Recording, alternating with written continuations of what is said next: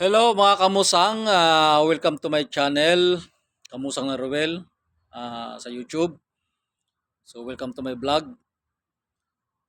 So ating pong tatalakayin ngayon tungkol sa mga kumakalat na balita kay paring Pakboy at saka kay paring Boy Tapang na parang pinag-aagawan yata si Chiro White, mga kamusang, no?